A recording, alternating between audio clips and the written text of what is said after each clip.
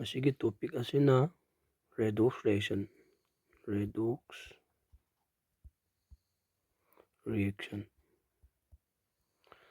ꯔꯦꯗꯣꯛꯁ reaction ꯍꯥꯏꯔꯒꯗꯤ ꯁꯤꯒꯤ ꯋꯥꯔꯗꯁꯤꯗꯤ ꯍꯥꯟꯅ ꯌꯦꯡꯁꯤꯀꯣ. ꯔꯦꯗꯣꯛꯁ ꯃꯤꯟꯁ ꯁꯤꯗ ꯀꯅꯥ ꯀꯅꯥ ꯄꯨꯜꯂꯒ ꯌꯥꯎꯏ. ꯁꯤꯗ RED ꯍꯥꯏꯕꯁꯤꯅ ꯔꯤꯗꯛꯁꯟꯗꯒꯤ ꯂꯥꯛꯄ ꯑꯣꯏꯗꯣꯏꯕꯀꯣ. ꯑꯗꯨꯒ OX ꯁꯤꯅ ꯑꯣꯛꯁꯤꯗꯦꯁꯟꯗꯒꯤ. ꯑꯦꯅꯤ ꯔꯤꯑꯦꯛꯁꯟꯗ ꯑꯣꯛꯁꯤꯗꯦꯁꯟꯁꯨ ꯔꯤꯗꯛꯁꯟꯁꯨ ꯁꯥꯏꯃꯜꯇꯦꯅꯁꯂꯤ ꯊꯣꯛꯄ ꯇꯥꯔꯒꯗꯤ ꯑꯗꯨꯒꯤ ꯔꯤꯑꯦꯛꯁꯟꯗꯨ ꯀꯩ ꯀꯧꯅꯤ? ꯔꯦꯗꯣꯛꯁ ꯔꯤꯑꯦꯛꯁꯟ. ꯑꯗꯨꯅ definition ꯏꯁꯤꯜꯂꯁꯤꯀꯣ. reaction in which both oxidation and reduction occur simultaneously. Any reaction amada oxidation su reduction su chap manana thokpa taragadi adugi reaction du kai karani? Redox reaction. Example di mayam ama laani ko. Aduna first da sigi oxidation karino reduction karino da han khangasi ko. Na first da oxidation reduction di yengase. So sigum da oxidation irage aduga right side sidana difference reduction irage. So first the oxidation je combine define tauge haragadi oxidation is gain of oxygen haigebra gain of oxygen harasu yare or kari harasu yare addition harasu yare addition of oxygen harasu yare. In terms of oxygen the oxidation ki definition ni. Aduga reduction jina in terms of oxidation in terms of oxygen the reduction combine fi loss of oxygen haigebra or removal of oxygen harasu yare. Sina in terms of oxygen ki term da oxidation ga reduction ga definition. Next point number 2 sina in terms of hydrogen yengasiko. In terms of hydrogen da oxidation che loss of hydrogen or natrangasa in hydro removal of hydrogen. In terms of hydrogen the reduction che gain of hydrogen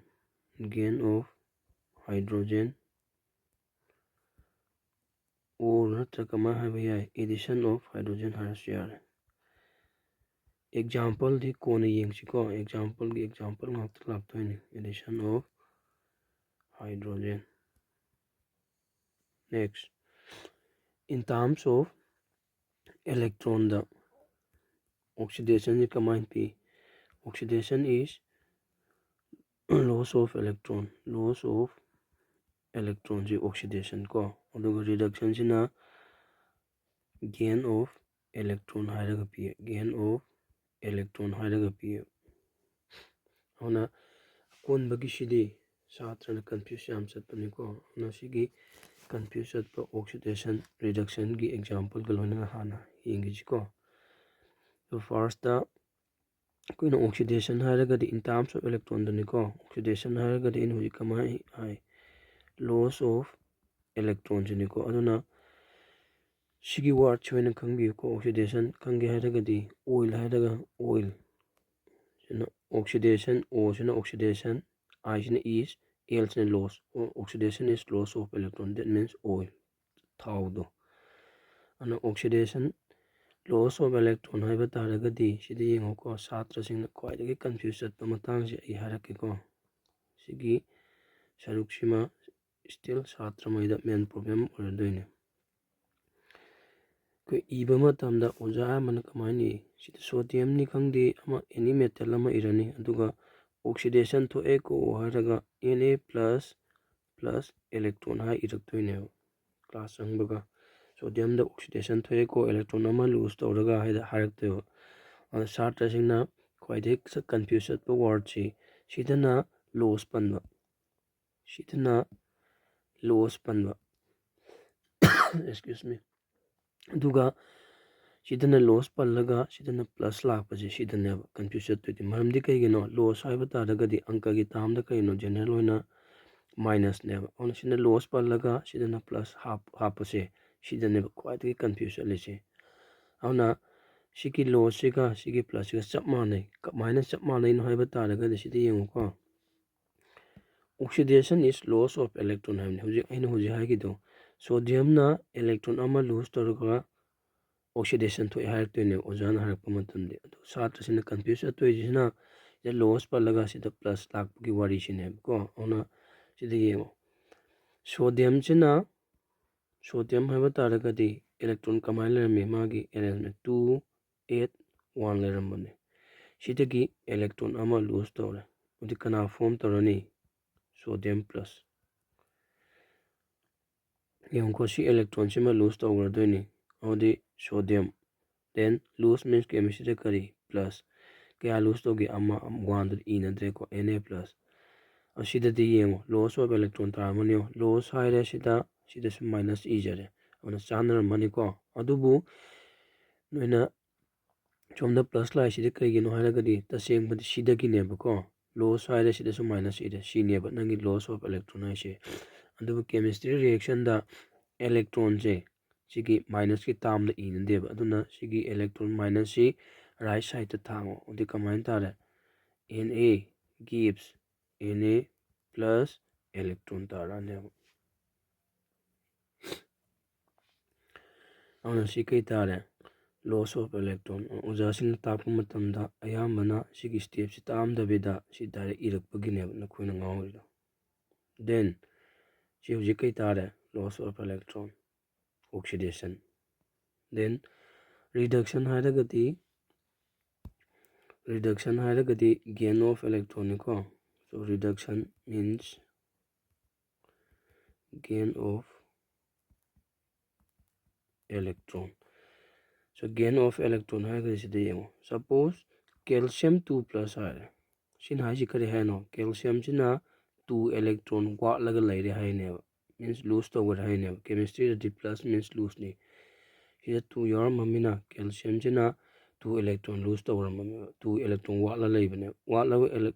masing do sapmana na fill tawriro 2 electron odi kana form tawrani calcium form tawraneba calcium 2 plus means 2 8 8 haraga lermineba nana hoji 2 electron 8 togiba taragadi 2 8 8 2 laaneba exam da si idrasu yai ko aina hoji kiwena na koida khangnaba ibane auna sina kana tare oxidation reduction in terms of electron ge tamna tare then ngasai oxidation reduction in terms of oxygen in terms of hydrogen dadi nangi like the piriba example ga loina na yengasi ko so like the oxidation page number 75 da pibani ko aduga si oxidation reduction haiba term se sigi definition si yengjingaita aina koida yam important oiba word kara haige ko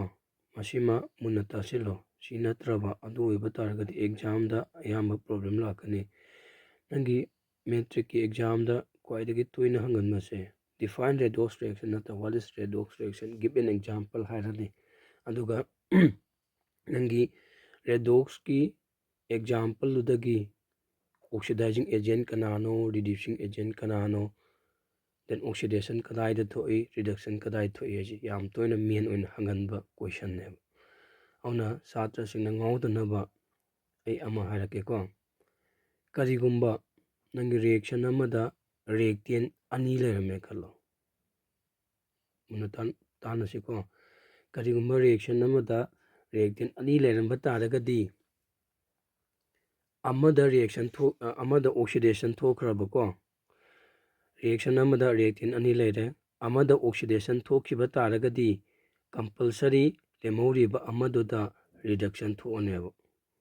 mukarake ko reaction amada reactant ani leiba matamda amada oxidation thokhiba taragadi lemhoriba amaduda automatically reduction thokaneba yabra then hujiki tumai chap manana reaction amada reactant ani leire amada reduction thokhiba taragadi amada oxidation thodo aduga oxidation thoiba posakse oxidation thoiba posakse kari oina work togani haragadi reducing agent oina work togane oxidation thoiba posakse reducing agent oina work togdeba reducing agent gi atopa maming reductant haraga kogane ko asisu kangjilo chap manana reduction thoiba posakse kari oina work togani oxidizing agent oina work togane oxidizing agent oina or atopa maming oxidant haina ko oxidant haina ko yanare ko then yamaroi pot any reaction amada oxidation kadaya thoi reduction kadaya thoi hangba taragadi always time reactant leiba du khakta igadaba reactant side ta leiba khakta igadaba yanare ko ana polap punchilaga last oina haramage reaction amada reactant ani leiba taragadi amada oxidation thokhiba taragadi lemhoriba amaduda reduction oxidation thoiba posak tu reducing agent oina leideba reduction thoiba posak tu oxidizing agent oina leideba aduga oxidation haigera reduction haigera always time reactant side khakta leiba posak tu da igadaba yare ko ade hoji example ga loina yengasi first ta nangi page number 75 ta sigi example pire copper plus O2 sida hit ire hit ki symbol ni ko delta ka with triangle shape se kana form tore 2ICuO sigi reaction se yengo before reaction sida copper si mathan kakta leramini yare ko aduga after reaction sida copper sina oxygen ga polai ne that means sigi copper sina oxygen gain tawiye si yaningba yaningdabra yani khaliko before reaction da copper si mathanda leirambani after reaction da copper si oxygen ga punchileba that means copper sina oxygen gain tawreba odina ngasai according to definition of oxidation kama hagi gain of oxygen kai kogi oxidation odi sigi oxidation ji kanada thone copper da thone duga ain hujik hagibado amada oxidation thokpa taragadi compulsory amadu da kari thoni hai reduction odi sigi reaction sigi oina reduction kanada thoni oxygen da thone aduga amu ingasa hagibado oxidation thoiba potse kari oina work toni hai reducing agent oina hagibani ko ona reducing agent si kana tare copper tare then oxidizing agent sina kana tarani ingasa hagibani reduction thokpa potu oxidizing agent oina work togani haida oxidizing agent sigi reaction sigi oina oxygen tare node sigi reaction jida oxidation copper da thoe reduction na oxygen da thoe aur sigi reaction jida oxidation chu reduction ju thomina sikana example tare redox reaction gi example tare redox reaction chu orani yare ko sigi reaction jida yamaru oisi color changes leibani ko copper gi color si karino haiba taragadi reddish brown ne reddish brown color neba copper se aduga copper osa haragadi black color oigada black color changes leramina sigi reaction ji important oire ko next reaction da sumaina pibani copper oxide plus hydrogen si heat tawra matungda copper halaga form tawuni aduga water form tawuni sida mu yengo before ꯔꯤꯑꯦꯛꯁꯟꯁꯤꯗ ꯀꯣꯄꯔꯁꯤꯒ ꯑꯣꯛꯁꯤꯖꯦꯟꯒ ꯄꯨꯜꯂꯒ ꯂꯩꯔꯝꯃꯤꯅꯦꯕ. After ꯔꯤꯑꯦꯛꯁꯟꯗ ꯀꯣꯄꯔꯁꯤ ꯃꯊꯟꯇ ꯈꯛꯇ ꯉꯥꯏꯈ꯭ꯔꯤꯅꯤ. ꯑꯗꯨꯗꯤ ꯀꯔꯤ ꯍꯥꯏꯅꯣ? ꯕꯤꯐꯣꯔ ꯔꯤꯑꯦꯛꯁꯟꯗ ꯀꯣꯄꯔꯁꯤ ꯑꯣꯛꯁꯤꯖꯦꯟꯒ ꯄꯨꯜꯂꯝꯕ, ꯑꯥꯐꯇꯔ ꯔꯤꯑꯦꯛꯁꯟꯗ ꯀꯣꯄꯔ ꯃꯊꯟꯇ ꯉꯥꯏꯈꯤꯕ ꯃꯤꯟꯁ ꯀꯣꯄꯔ ꯑꯣꯛꯁꯥꯏꯗꯁꯤꯅ ꯑꯣꯛꯁꯤꯖꯦꯟ ꯂꯨꯖ ꯇꯧꯔꯦꯕ. ꯑꯗꯨ ꯂꯨꯖ ꯑꯣꯐ ꯑꯣꯛꯁꯤꯖꯦꯟ ꯀꯩ ꯀꯧꯏ? ꯉꯁꯥꯏ ꯔꯤꯗꯛꯁꯟ ꯀꯧꯔꯝꯒꯅꯤꯀꯣ. ꯑꯗꯨꯅ ꯁꯤꯒꯤ ꯔꯤꯑꯦꯛꯁꯟꯁꯤꯒꯤ ꯔꯤꯗꯛꯁꯟ ꯀꯅꯥꯗ ꯊꯣꯛꯑꯅꯤ? CuOꯗ. ꯑꯗꯨ ꯑꯩ ꯉꯁꯥꯏ ꯍꯥꯏꯒꯤꯗꯣ ꯑꯃꯗ ꯔꯤꯗꯛꯁꯟ ꯊꯣꯛꯄ ꯇꯥꯔꯒꯗꯤ ꯂꯦꯝꯍꯧꯔꯤꯕ ꯑꯃꯗꯨ ꯀꯩ ꯊꯣꯛꯀꯅꯤ ꯍꯥꯏ? ꯑꯣꯛꯁꯤꯗꯦꯁꯟ. ꯑꯣꯛꯁꯤꯗꯦꯁꯟ ꯀꯅꯥꯗ ꯊꯣꯛꯑꯅꯤ? हाइड्रोजन अब सिगी रिएक्शन ऑक्सीडेशन रिडक्शन थोमिना सिकना एग्जांपल तारे रेडॉक्स रिएक्शन एग्जांपल तारे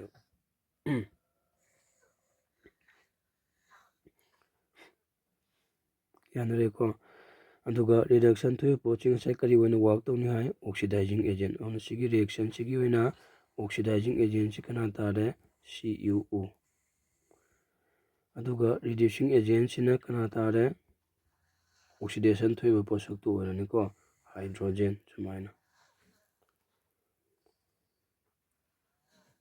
यानरेको नेक्स्ट नंगी लारिकता ऑक्सीडेशन रिडक्शन की अतोप एग्जांपल अमा पीबनिको यंगसे एग्जांपल दो कनाना है मतंदा MnO2 प्लस ए बैलेंस तौरगे को ए शेल gives MnCl2 plus H2O plus Cl2 सिगी रिएक्शन सिदा ऑक्सीडेशन कनादा थोई रिडक्शन कनादा थोई ऑक्सीडाइजिंग एजेंट कनानो रिड्यूसिंग एजेंट कनानो हाइबा तारे याम लायब अदुबु ऑक्सीडेशन सी नाउन फॉर्म निको रिडक्शन हाइरगस नाउन नि सिगी भाप फॉर्म सिजिनरप मतमददी कंफ्यूज चटकनेबको अदु कंफ्यूज चतोइदु कनानो हाइबा मतमदा सिगी अहुम सिदनिको नोइना कंफ्यूज चलक्तोइसे सिगा सिगी वर्ड सिगा सिगा सी मकैसिदो कंफ्यूज चलक्तोइबो अदि कमाइन कंफ्यूज चटकदगेदे आई हारकेको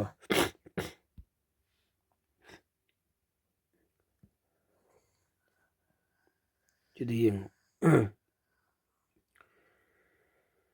सिदा बिफोर रिएक्शन दा Mn ga oxygen ga manganese oxygen ga pulamiko after reaction da manganese ka oxygen ga tungan tagare that means manganese dioxide china oxygen lose togi have yare the loss of oxygen ke kawi reduction auna nang hairak matamda suma hairakane ko sida reduction thomiko auna reduction kanada thoe oxidizing agent kanano then oxidation kanada thoi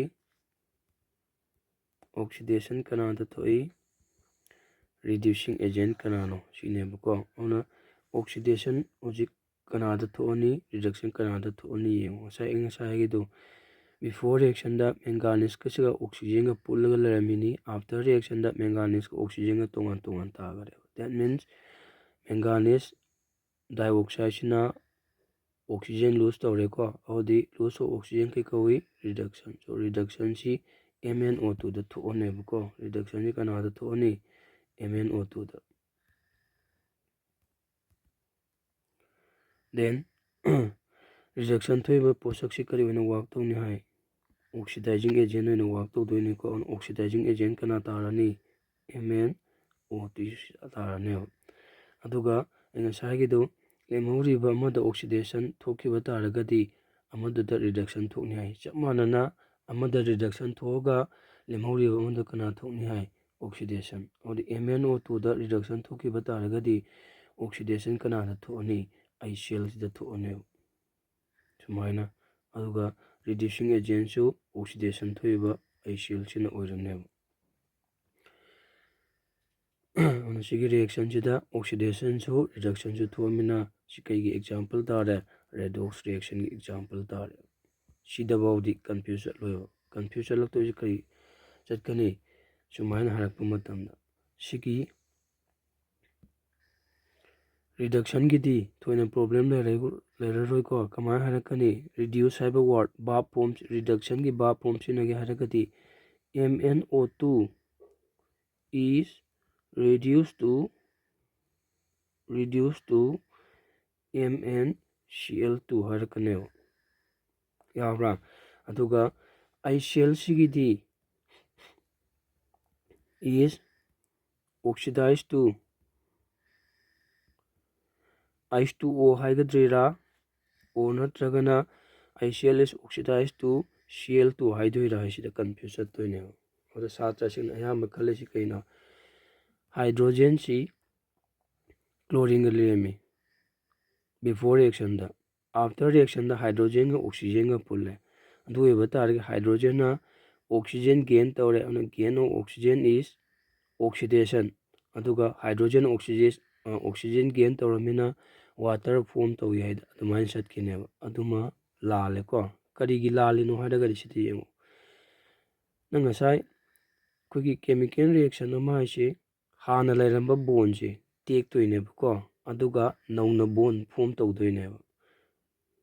अइ हुजे हाइबो word या मरोइबनिको chemical reaction अमा हाइसे हाना लेरंबा bone टेकपा अदुगा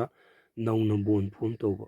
अदसिदा ICl हारगदि hydrogen गा chlorine गा गी bone सुमाइ लेरमिनेबा अदसिगी bone से टेकतना नंग hydrogen गा ऑक्सीजन गा मरकता वाटर फॉर्म तौबा यारोइको अउना सिगी हाइड्रोजन गा क्लोरीन गा लेमिनरमबनी नंगना सिगी हाइड्रोजन गी क्लोरीन गा गी बोन सट टेकपगा नंग कना तोंगान तागरे हाइड्रोजन से रिमूव तौरमेबा बिफोर नंगी कंबाइनिंग विथ ऑक्सीजन नंगी हाइड्रोजन सिना ऑक्सीजन का कंबाइन तौरिसिदि सिगी बोन से टी मतुंग कंबाइन तौबनेबा फॉर्म तौरुबनेबा अदि करम स्टेप ना हाले टेकपना हाले को टेकप मतमदा हाइड्रोजन सिटी रिमूव तौरमेबा क्लोरीन दगी अदुना करम चुमनी ICl is oxidized to chlorine हाइगदबा अदुना नंगी लाइक तसु सेंग अदम इरमगनी को MnO2 is reduced to MnCl2 ICl is oxidized to Cl2 हार इरमगने यारे को नेक्स्ट एग्जांपल दा पेज नंबर 76 दा टॉप एग्जांपल मु यावबनी को टॉप एग्जांपल सिना कनानो हैबा मतमदा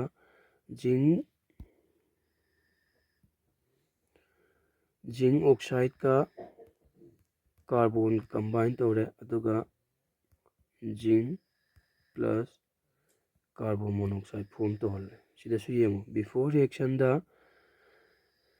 जिंक सी ऑक्सीजन का पुल्लगा लरमिनी आफ्टर रिएक्शन दा जिंक सी मतन तंगाइगरे अवदि जिंक ऑक्साइड सिना ऑक्सीजन लूज तौरे को लूज ऑफ ऑक्सीजन के कोई रिडक्शन और सिगी रिएक्शन सिदा रिडक्शन कनादा थोनी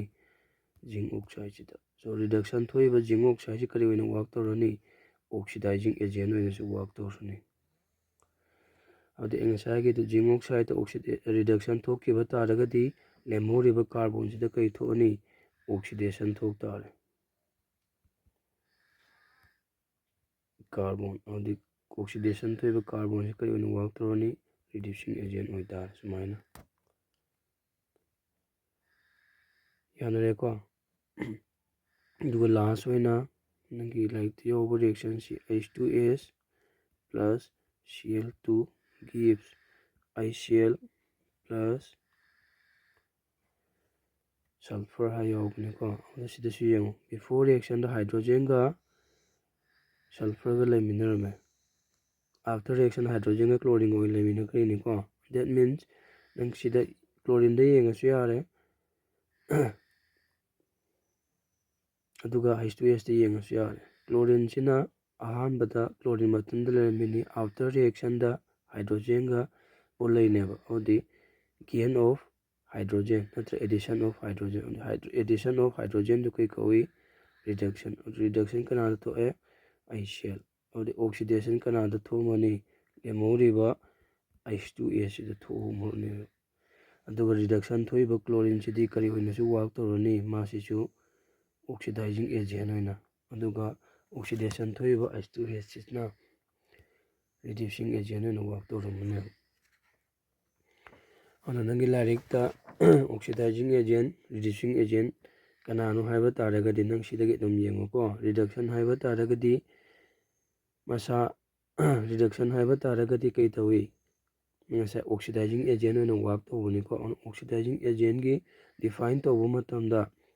ꯑꯇꯣꯞꯄꯒꯤ ꯑꯣꯛꯁꯤꯗꯦꯁꯟꯗ ꯃꯇꯦꯡ ꯄꯥꯡꯕ ꯑꯗꯨꯒ ꯃꯁꯥꯃꯛꯅ ꯔꯤꯗꯛꯁꯟ ꯊꯣꯛꯄ ꯍꯥꯏꯔꯛꯀꯅꯦꯕꯀꯣ.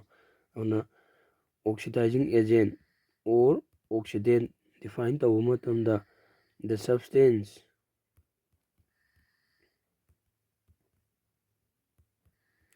which oxidize the substance which oxidize other substance the substance which oxidize other substance ꯑꯇꯣꯞꯄꯒꯤ oxidation ꯃꯇꯦꯡ ꯄꯥꯡꯕꯀꯣ ꯑꯗꯨꯒ ꯃꯁꯥꯃꯛꯅ ꯀꯩꯊꯣꯛꯀꯗꯕ reduction but itself undergoes reduction ꯁꯤꯅ ꯀꯩ ꯇꯥꯔꯅꯤ oxidizing agent ꯆꯞ ꯃꯥꯟꯅꯅ reducing agent define ꯇꯧꯔꯒꯗꯤ the substance ꯑꯗꯨꯝ ꯏꯔꯣꯀꯣ the substance which reduce ꯍꯥꯏꯔꯛꯀꯗꯕꯁꯤꯗꯅ ꯑꯇꯣꯞꯄꯒꯤ reductionꯗ ꯃꯇꯦꯡ ꯄꯥꯡꯗꯣꯏꯕꯀꯣ ꯑꯗꯨꯒ but itself undergoes ꯀꯩ ꯍꯥꯏꯔꯅꯤ oxidation ꯍꯥꯏꯔꯗꯣꯏꯕ ꯑꯗꯨꯅ ꯁꯤꯅ ꯅꯪꯒꯤ ꯂꯥꯏꯔꯤꯛꯇ ꯌꯥꯎꯕ redox reactionꯒꯤ ꯃꯇꯥꯡꯗꯅꯤꯀꯣ ꯐꯔꯦ ꯉꯁꯤꯗꯤ ꯁꯤꯗ ꯂꯣꯏꯁꯤꯜꯂꯁꯤ ꯊꯦꯡꯛ ꯌꯨ